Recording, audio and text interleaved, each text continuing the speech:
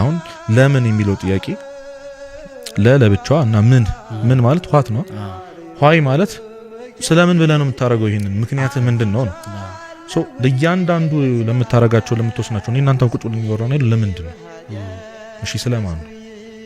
ያ ባይዘ እንድትጸድቅም እንድትኮነንም ያረጋል አንድ ቦታ ላይ ቁጭ ብለህ ነገሩን እውነትም ውሸትም ያረጋል ልክ እንዲሆንም እንዳይሆንም ያረጋል ምሳሌ ምሰጥህ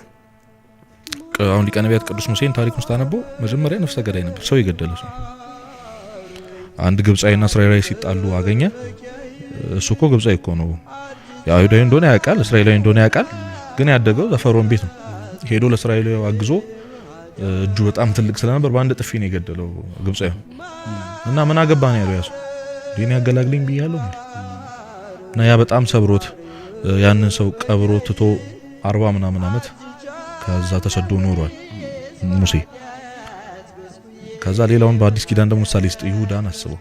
ይሁዳ ደግሞ ክርስቶስን ስሞታል ግን የሳመው ለካዶና አሳልፎ ለሰጣቸው ለአይሁዶች ምልክት ለመስጠት ነው በእነዚህ በሁለት ሰዎች መካከል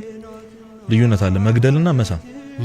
መግደል በጣም ትልቅ ኃጢአት የሆነ ነገር ነው ክፉ የሆነ ነገር ነው መሳምስ በጣም የፍቅር ምልክት ነው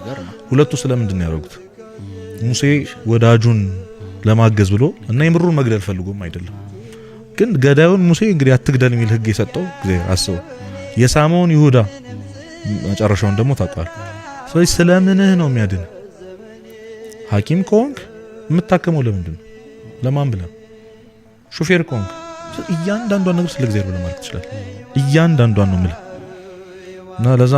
ቅዱስ ጳውሎስ እንደውም አንደኛ ቆሮንቶስ ላይ ብትበሉም ብትጠጡም አንዳች ነገር ሁሉም ነገር ብታደርጉ ሁሉን ነገር ስለ እግዚአብሔር ክብር ብላችሁ አድርጉት ይሄን ማድረጌ እግዚአብሔርን ያከብረዋል